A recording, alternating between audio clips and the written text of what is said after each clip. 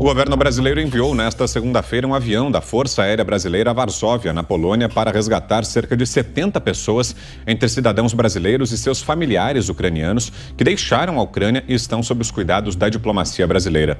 O voo saiu às 15 horas. A aeronave pousará em Varsóvia na quarta-feira. O avião também deve transportar quase 12 toneladas de doação humanitária para a população ucraniana, incluindo purificadores de água, alimentos e itens médicos. Na cerimônia, o ministro Walter Braga Neto ressaltou o espírito acolhedor do povo brasileiro. Uma vez mais, parcela da população mundial se vê em necessidade de ajuda humanitária. Prontamente, o governo federal se empenhou para proteger e auxiliar os brasileiros que estão sendo impactados pela situação na Ucrânia. Desde o início do conflito na Ucrânia, o governo brasileiro tomou medidas concretas com o objetivo de cuidar da segurança dos nossos companheiros que se encontram em áreas de risco e viabilizar as condições de retorno ao Brasil. A comunidade internacional sempre contou e poderá contar com o espírito acolhedor do povo brasileiro. Então, a palavra do ministro da Defesa, o general Walter Braga Neto. A gente vai a Brasília, então, para análise de José Maria Trindade. Acompanhávamos durante a tarde aqui na programação da Jovem Pan, né, Zé, o momento da decolagem desse avião da Força Aérea Brasileira, um passo importante nesse esforço do governo para tentar resgatar os brasileiros e outros cidadãos que querem fugir da guerra, né, Zé? Boa noite. E o recado do presidente Bolsonaro: ninguém deve ficar para trás. Muito boa noite, meu caro Vitor. Boa noite, compadre Augusto. Boa noite, Fiuza. Muito boa noite, Ana. Boa noite a todos. Olha, Vitor, esta ação do governo brasileiro já estava sendo planejada há muito tempo. Havia dificuldades, porque naquela região fica muito difícil. Na Ucrânia, zero chance, não dá para descer. O espaço aéreo está todo dominado, está em guerra, né? Então, houve um cadastramento de brasileiros lá na Ucrânia. O cadastramento foi realizado pela Embaixada do Brasil lá em Kiev. A embaixada saiu, mas o cadastro está pronto. 126 brasileiros desistiram de voltar e ficaram lá mesmo na Ucrânia. E outros querem voltar e esses é que o governo vai resgatar. 76 pets, né, que são animais de estimação dos brasileiros, e havia ali muita dificuldade, muita dúvida. Alguns queriam voltar, se possível, querendo saber, e se eu quiser voltar amanhã, no pós-guerra eu posso? Isso aí será outro debate e por meios próprios, e não exatamente esta ação do governo. Esta aeronave é pequena. O presidente Jair Bolsonaro, ele já reclamou, inclusive aqui, em entrevista aqui nos Pingos nos Is, de que o governo brasileiro não dispõe de uma aeronave de transporte de pessoal que seja bem maior do que esta, e também a capacidade, a autonomia de voo desta aeronave vai obrigar a paradas, né? Então, o governo brasileiro está adquirindo uma aeronave que, nesses momentos aí, o governo terá uma autonomia maior de buscar brasileiros. Então, esta é a decisão do presidente Jair Bolsonaro: não deixar ninguém para trás. Quem quiser vai sim receber a ação do governo. Até agora, os que chegaram aqui por meios próprios, eles tinham mais condição, eram pessoas conhecidas, eram jogadores de futebol, receberam o apoio da FIFA, alguns tinham conhecidos na região, mas agora chegou a vez do governo. E para não ir com o avião vazio, levou aquela zona ali complicada na fronteira da Ucrânia, né? Medicamentos, purificador de águas, que são ações importantes que podem salvar vidas. Então, esta é a ação do governo que está sendo comandada pelo ministro da Defesa, Braga Neto. Ô, Vitor, o presidente Jair Bolsonaro está sendo informado passo a passo de tudo o que acontece na Ucrânia e nos arredores. Primeiro, pelo ministro das Relações Exteriores, o Carlos França. Aí, depois, pelo ministro Braga Neto, né, que coordena essa operação aí, e os assessores internacionais. Então, o presidente Jair Bolsonaro está acompanhando, e a ministra Tereza Cristina é que convenceu o presidente de que nós precisamos pensar no pós-guerra, ou seja, nas relações futuras com a Rússia e não só imediatamente. Queremos ouvi-lo também, Guilherme Fiuza. Boa noite, bom começo de semana por aí, Fiuza. Boa noite, Vitor Brown, Zé Maria Trindade, Ana Paula Henkel, mestre Augusto Nunes, boa noite a todos.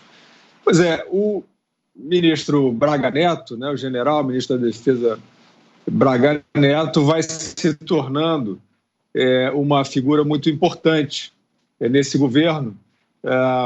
Essa ação agora é uma das ações em que, evidentemente, há vulneráveis, né, em questão, há vulneráveis em extrema necessidade, uma área de guerra, e nessas ações é o momento em que o Estado tem que se fazer mais presente, né? Então, é um governo que procura ser, que tem aí uma agenda liberal de redução do Estado, mas que aposta, quer dizer, nessas horas, como a gente tem visto em outras calamidades naturais, né, como aconteceu na Bahia, como aconteceu em Minas Gerais, em Petrópolis, no Rio de Janeiro, o governo tem procurado mostrar que, operacionalmente, quando é o caso, né, de lançar mão aí do socorro do Estado, né, como aquele que pode salvar vulneráveis, que ele não falha, né? Acho que isso tem sido bem sucedido. Vamos ver como é que se conclui essa operação. A zona de guerra no exterior é muito mais complexo, mas tem sido bem sucedido na maioria dos casos, né? Quer dizer, não só nesse tipo de ação operacional em caso de calamidades, como também, né, na calamidade da pandemia, a ação de socorro financeiro, né, que foi também uma operação difícil de montar. O cadastramento e o auxílio urgente aos informais e aos invisíveis, como era chamado, no momento em que muita gente não teria o que comer com aquele tipo de restrição ao trabalho durante a pandemia. Tem sido bem sucedido. Naquele caso foi uma condução do ministro Paulo Guedes. O presidente Bolsonaro também apostou na liderança militar na área de saúde com o general Pazuello. Aí eu acho que é mais controverso o resultado, né? Muito difícil aí o enfrentamento à pandemia, com medidas que eram controversas. O Pazuello ficou no meio de muita controvérsia, pode-se dizer que se safou, mas de qualquer maneira, uma marca desse governo, também no Ministério da Infraestrutura. Quer dizer, chega sempre com o ministro Tarcísio Gomes de Freitas ou Desenvolvimento Regional com o ministro Rogério Marinho.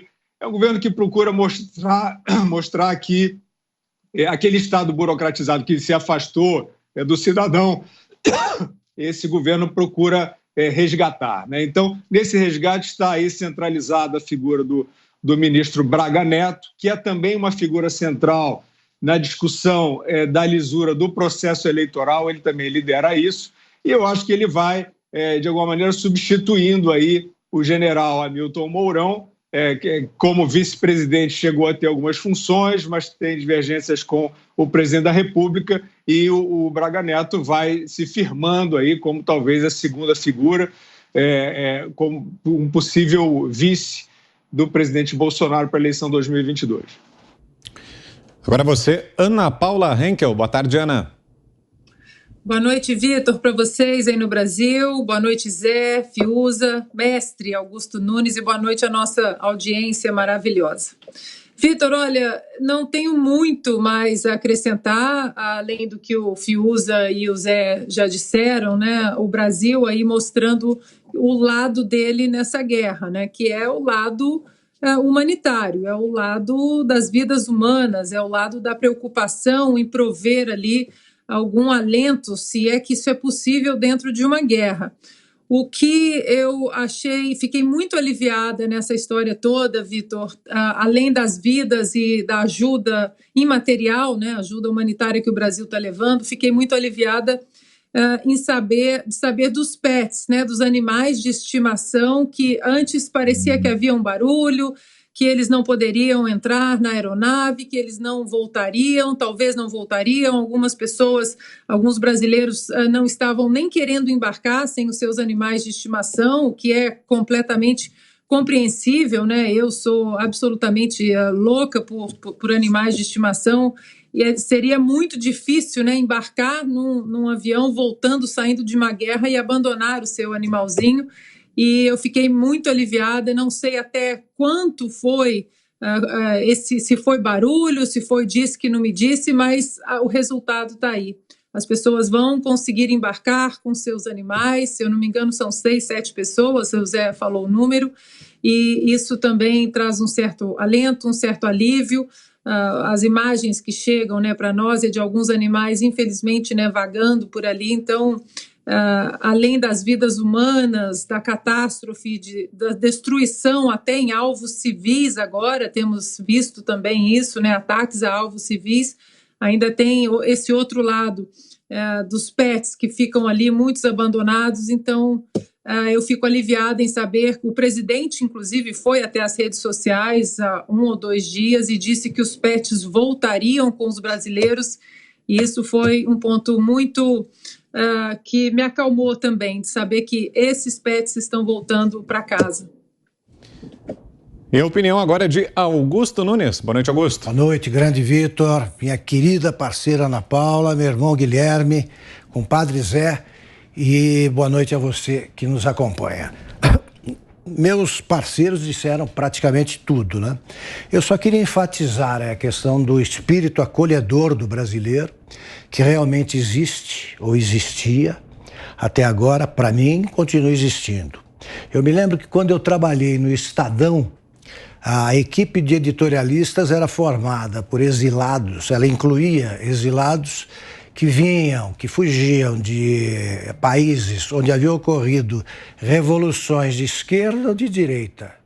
O Estadão acolhia indistintamente. Ainda agora estamos acolhendo venezuelanos, africanos que vêm para cá em decorrência de conflitos intermináveis. Então isso deve ser enfatizado e deve ser cultivado. Os governos dos últimos anos ali acolhiam por critérios políticos. Acolheram até o Battisti, Cesare Battisti, que era um terrorista que deveria ser deportado, como depois foi. Agora, eu queria também citar algumas perguntas feitas aí pelo Zé Roberto Guzzo, num artigo desse domingo no Estadão, e dirigidas às pessoas que acham que o Brasil tinha que fazer mais. O governo não foi bem, tinha que fazer mais coisas. Ele pergunta, o Guzzo, quais, por exemplo? Deveria aderir a um dos países, apoiar um dos países ostensivamente, ou trabalhar pela paz? Deveria, por exemplo, endossar o boicote, parar de mandar produtos brasileiros para um dos lados? Era isso? Então, eu recomendo aos repórteres que só transcrevem bobagens sem o complemento necessário, que perguntem aos candidatos à presidência, por exemplo, o que é que eles fariam se estivessem na chefia do Executivo. Só isso.